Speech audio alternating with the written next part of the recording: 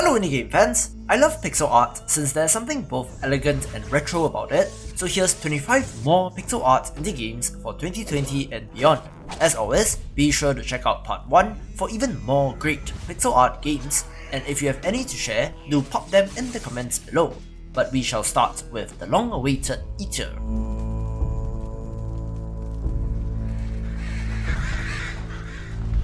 This is a beautiful action game steeped in Norse mythology, where you play as a shield maiden and must uncover her fate tainted by the trickster god Loki. This has been in development since 2014, and the latest information is that they are still working on it despite the delay. So detailed and so beautiful, this is one to look out for and hopefully will be released someday.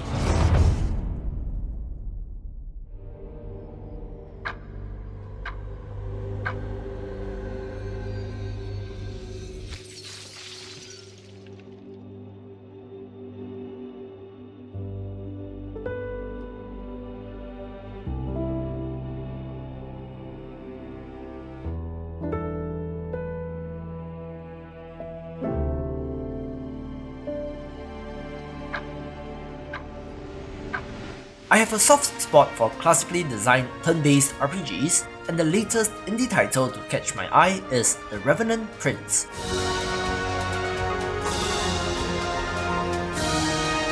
While the overworld does look a little like a RPG Maker game, where it really shines is the character and enemy designs, which are very well done if I do say so myself.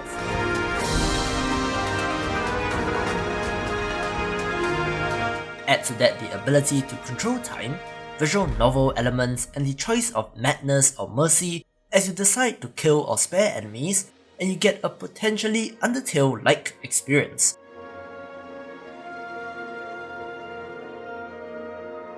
Seems like it has neat ideas, so giving it the benefit of the doubt.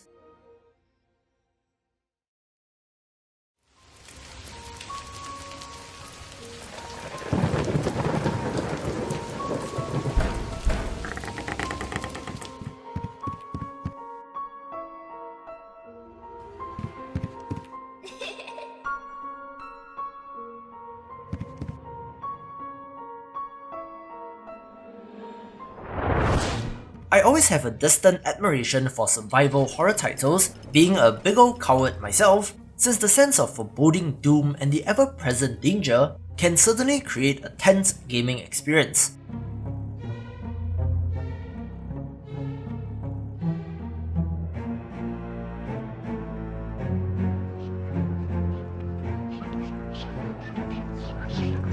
The usage of pixel art in horror games is of particular interest since it takes skill and craft to be able to do so enter LAMENTUM.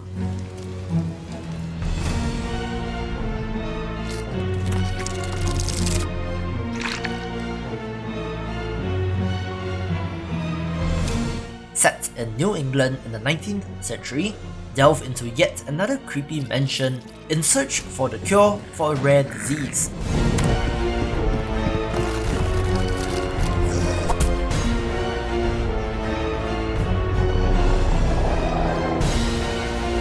Inspired by Silent Hill and Resident Evil, there's also Lovecraftian influences such as madness and cosmic horror.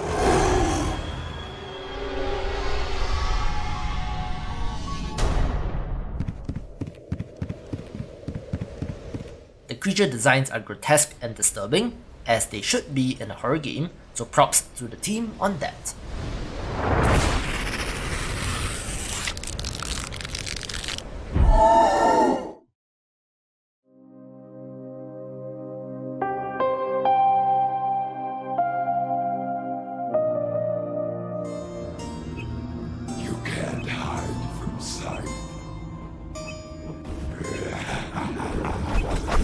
Stop running. Such a little thing like that. Dead. The roguelite platformer is another one of my favorites, so MAZGEON was of interest.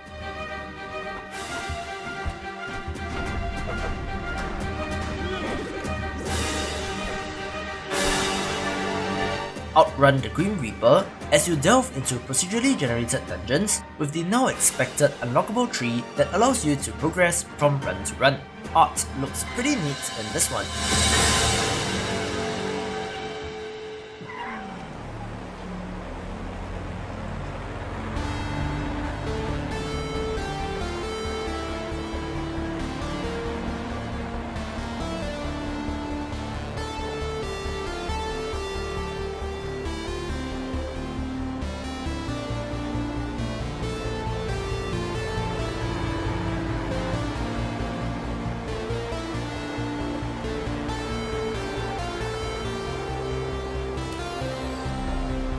I covered VIRTUAVERSE before, and the latest update is that it finally got a release date in May 2020, and it's a cyberpunk point-and-click adventure game where you're looking for your missing girlfriend.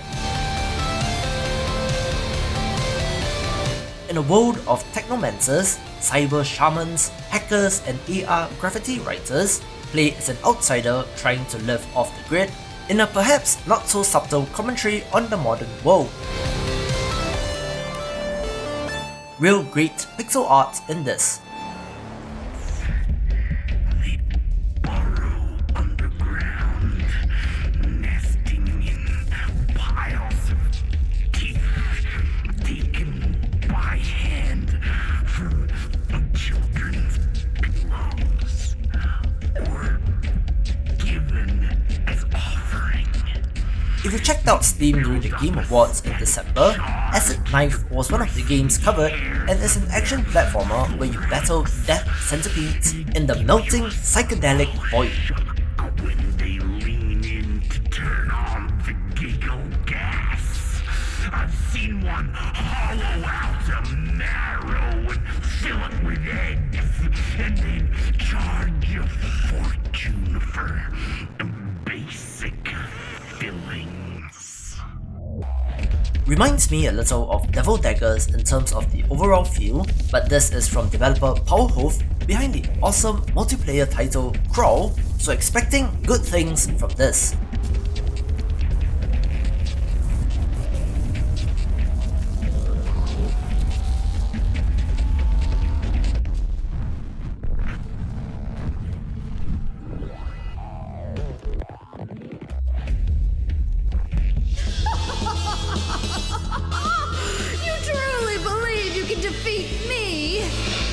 Evil has returned, and our champions must answer the call.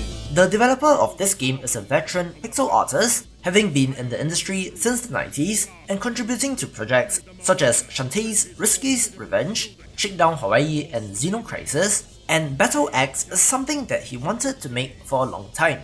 This is an arcade action title, drawing inspiration from Gauntlet, Golden Axe and Dungeons & Dragons Shadow over Mysteria. This indeed reminds me of the arcade games of old, nailing that look and feel to a T. Play as heroes sent to fight against an evil sorceress with some Lord of the Rings influence as well. My gosh, the art in this is beautiful, as is expected based on those previous titles that I mentioned, so one to keep an eye on.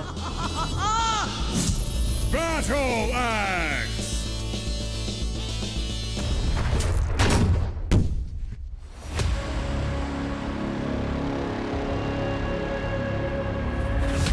While post-apocalyptic fiction has been done to death, one that caught my attention recently is The Looter. This is an action platformer RPG where you are hired to search for a cure, said to be at a monastery where even looters don't dare to go. Attacked by a strange creature and left for dead, our protagonist then has to survive and find his way back to his party. There are RPG elements like perks, where loot serves as the in-game currency, with new items that unlock new areas as well, so hints of a Metroidvania with gun-focused combat. Interesting mix of mutant creatures and Mad Max-like vehicles, so colour me intrigued.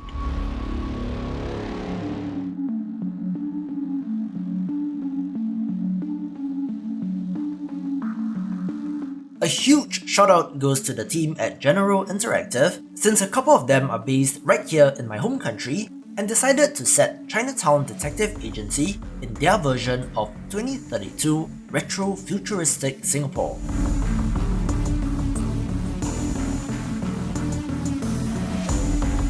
play as a burgeoning detective who set up her own agency, track down criminals, and solve cases as you unravel a global conspiracy.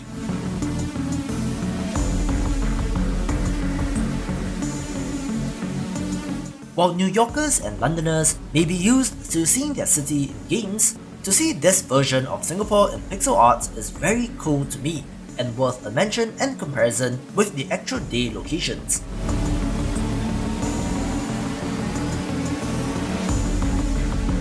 Inspired by the classic Carmen San Diego games, the interface and game design seem similar, but the setting alone has already sold me on it.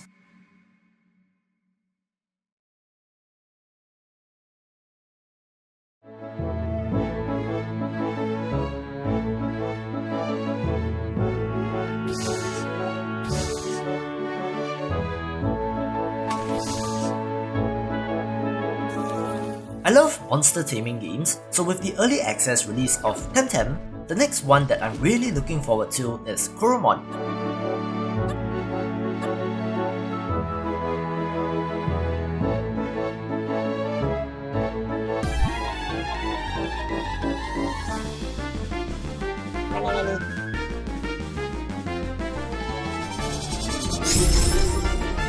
Evidently, it is very similar to Pokemon in design in both the overworld exploration, battle system, and even perspective, but hey, the pixel art is absolutely fantastic, the creature designs excellent, and one for RPG fans.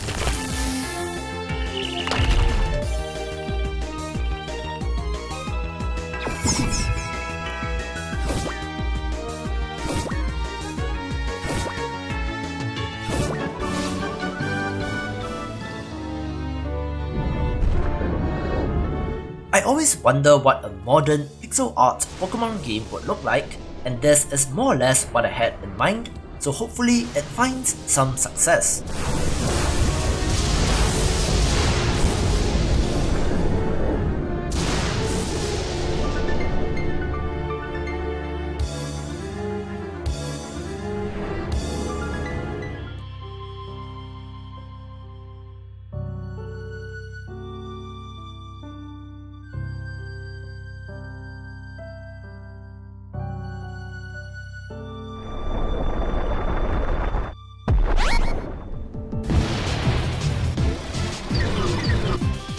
Channel viewer Horatio Garcia very helpfully pointed out this next game to me in the comments, so presenting Vibrant Venture.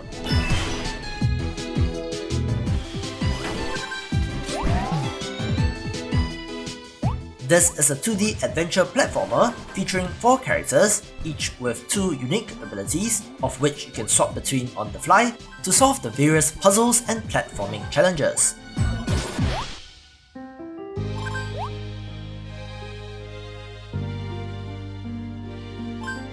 True to its name, this indeed has a very vibrant art style filled with colour and life.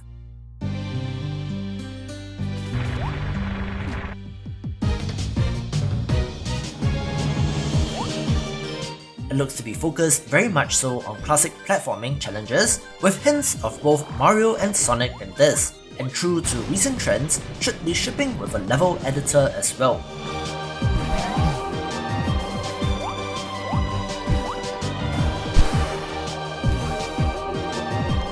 Good platformers are difficult to come by in this day and age, so fingers crossed it will be great.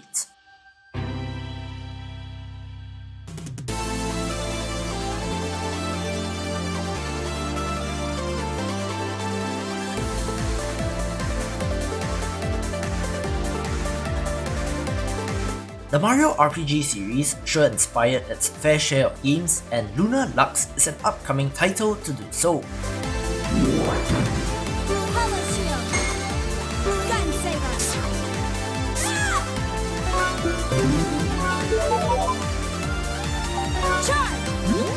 This is set in 30XX, where humanity has colonized and terraformed the moon, where you play as Bella, who has to protect the people of Luna from the mysterious moats.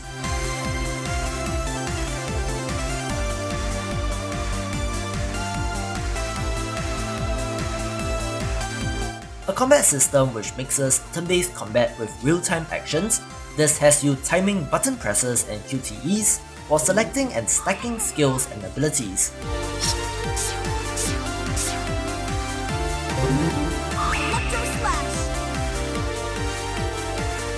The pixel art looks great, although the hand-drawn character portraits are a little bit jarring, but I like the sci-fi setting and gameplay systems shown off.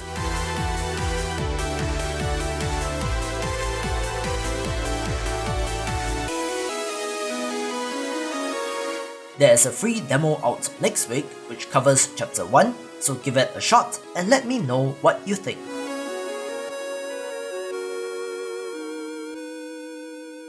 Hey guys, if you can, do support me on Patreon, since I'm currently trying to upgrade my microphone and to reinvest in the channel. You do also get access to a members only Discord channel, so thank you all for the support.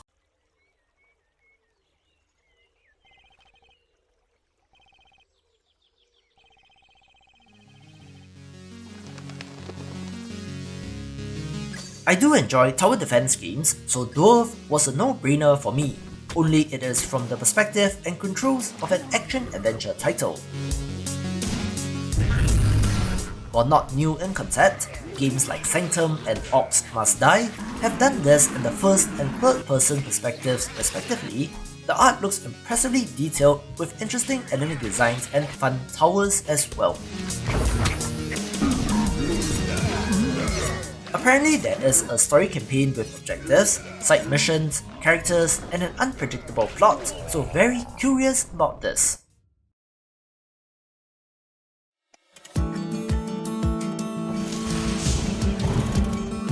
Again with the turn-based RPG with STEAMHOUNDS. This is focused on the competitive aspect, which I'm not sure is a great thing to focus on for an indie title, but there are multi-character chain reactions and a focus on formations and team composition, with some impressive looking character models reminding me of something like Duelist. Characters are the heart and soul of most games, so great designs in this, and hope to see more.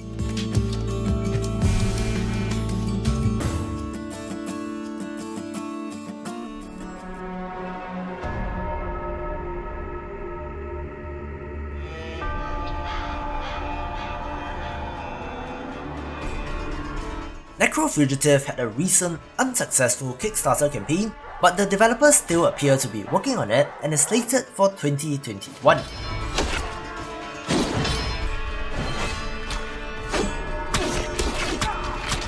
This is a horror action platformer with incredible lighting, where you play as an evil shapeshifter and have to attempt to escape prison.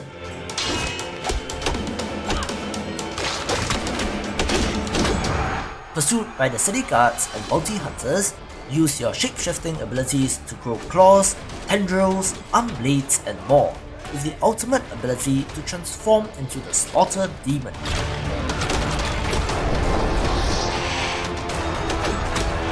The concept seems pretty neat, really jacking up that flight or flight response since you are constantly on the run from enemies, but I'm interested in the game structure, whether it is run-based, with a story campaign, or what the deal is.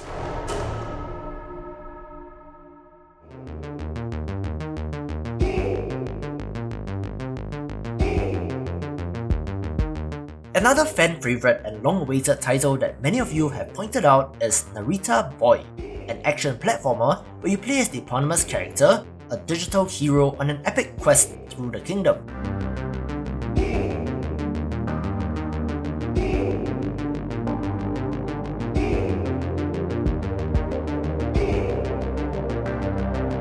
This cites Castlevania, Super Brothers, and Ready Player One as inspirations, paying tribute to the 80s and modern indie games.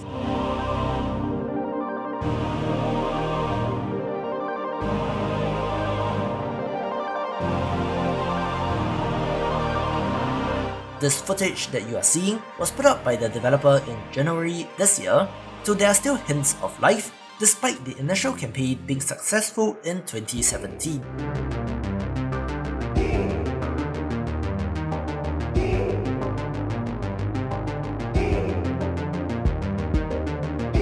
The art looks very impressive, with some hints of Hyperlight Drifter, so hopefully backers won't be disappointed when it finally gets done.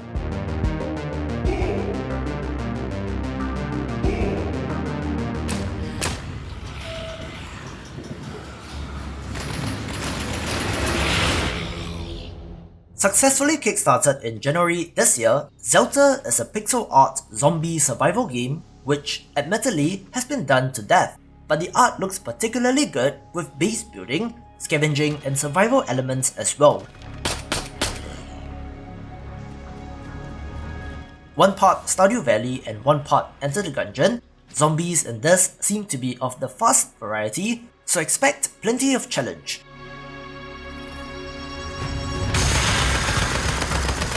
This is from a Korean developer, so perhaps some elements of Train to Busan in this as well.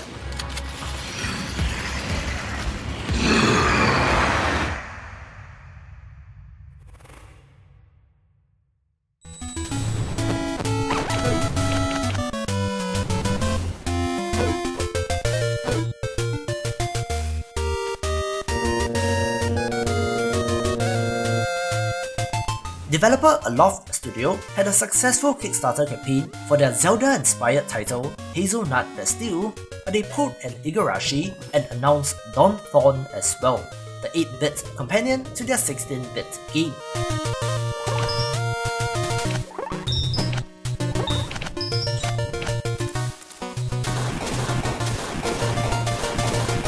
As mentioned in the Metroidvania Games video, which you should really check out if you love pixel art games, developers do love to use the duality of the 8 and 16-bit art styles for their games and their sequels, and this is no different, with DAWNTHORN being the 8-bit prequel to the 16-bit Hazelnut Bastille.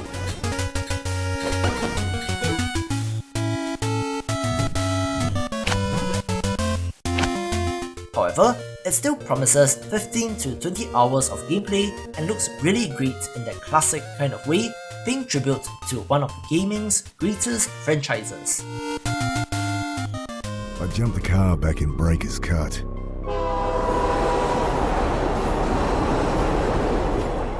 Told myself I'd never come back.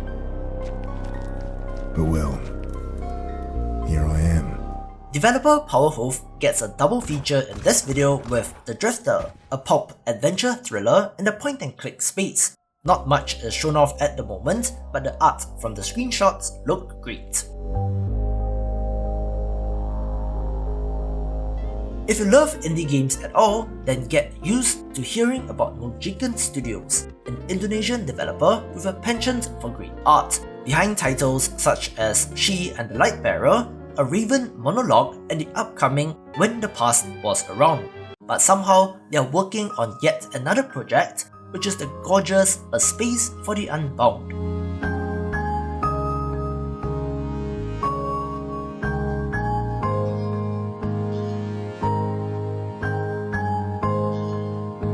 Set in rural Indonesia in the 90s, this is a slice of life adventure game about overcoming anxiety and depression, with an overall plot around the relationship between a boy and a girl with supernatural powers.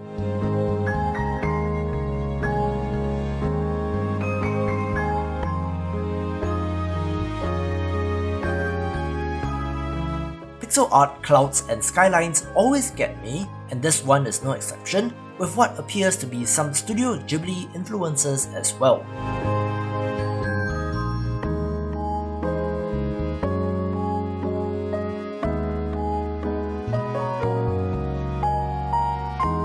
There's a free demo on Steam if you want to check it out, but such a talented team at the studio and looking forward to more from them.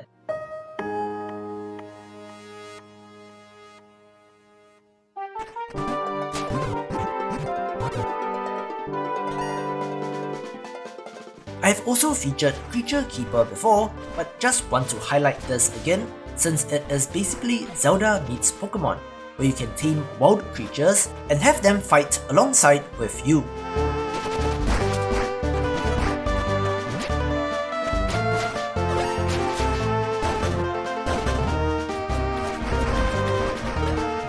The art looks fantastic, and monster taming aspects always get me in games.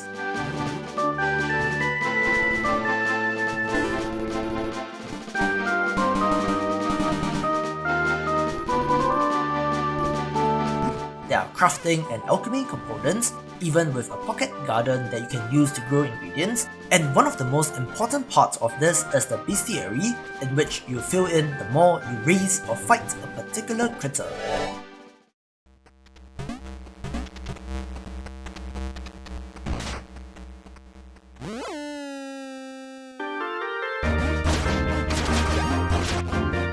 It even has a cooking system that allows you to make food that your companion enjoys, and this game is inspired by Diablo, Rune Factory, Zelda, Path of Exile and Ragnarok Online, so all of my favourites, which makes me really excited.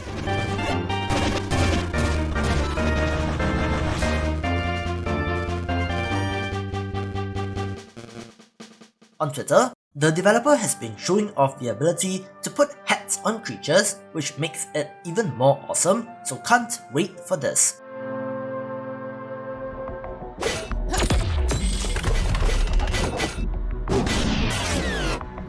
This one just missed out on the Metroidvania Games video due to the lack of a Fancy Pants trailer, so I'm cutting together some GIFs and footage of Gestalt, Steam and Cinder for this video, since it absolutely belongs among the games that I'm eagerly anticipating.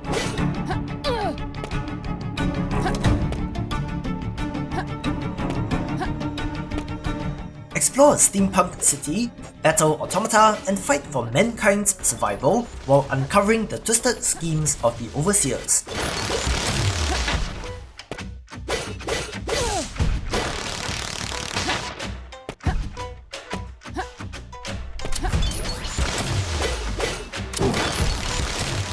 This features mesmerizing art from noted pixel artist Thomas Fetchmere, who also did the art for Tower 57, which is amazing in motion.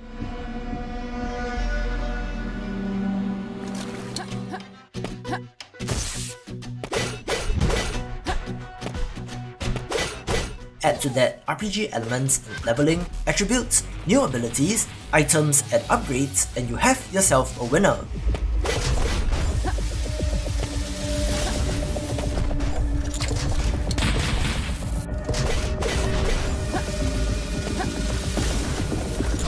Essentially, steampunk Castlevania. Very excited for this.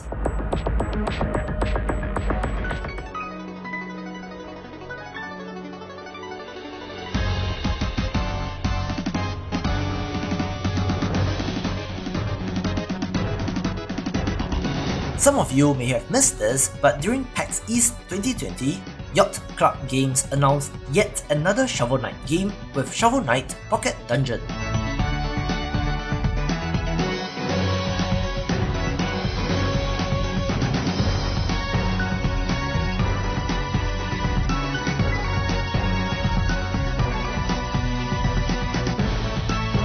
As compared to Shovel Knight Dead, I very much prefer the art style in this, since it is an action puzzle game reminding me of Necrodancer mixed with Puzzle Fighter, where you group together and clear out groups of enemies while fighting or playing as the Order of No Quarter.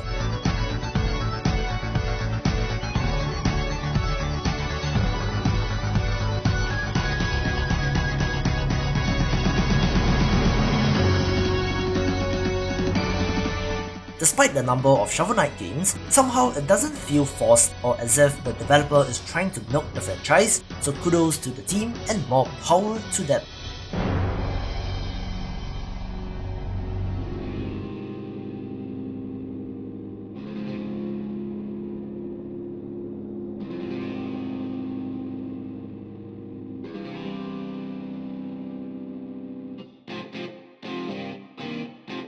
If you are at all a fan of Earthbound or the Mother series of games, then Oddity will be of interest.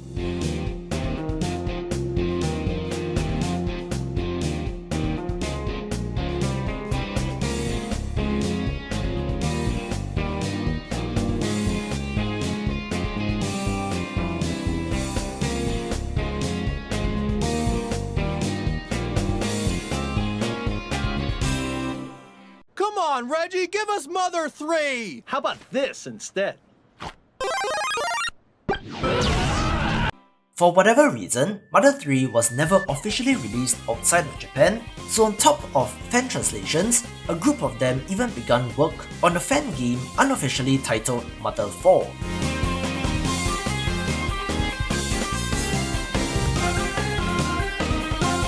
However, things changed, and due to the massive interest in the title, the developer realized that they could make some money out of the game, so they rebranded as ODDITY.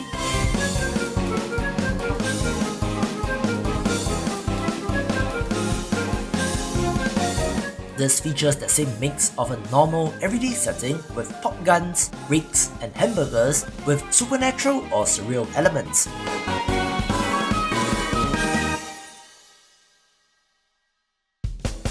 It is set in the 70s, so conspiracy theories, aliens, and more provide the backdrop, but for a title to be so faithful to its inspiration, this is certainly a wonderful thing to see, in place of Nintendo not giving fans what they want.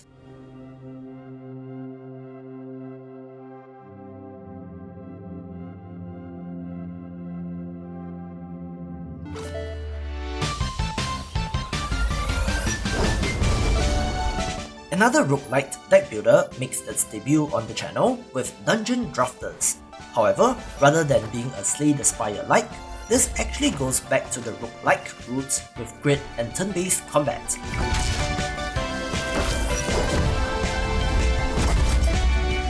Build a legendary deck of cards and defeat the spellcaster, wielding forbidden cards that the entire world fears. My gosh, the pixel art in this is amazing, especially the design of the characters, taking the #1 spot. If you enjoyed the video, be sure to like, share and subscribe. Check out the recommended playlist or the best pick for you, and I will see you after the jump.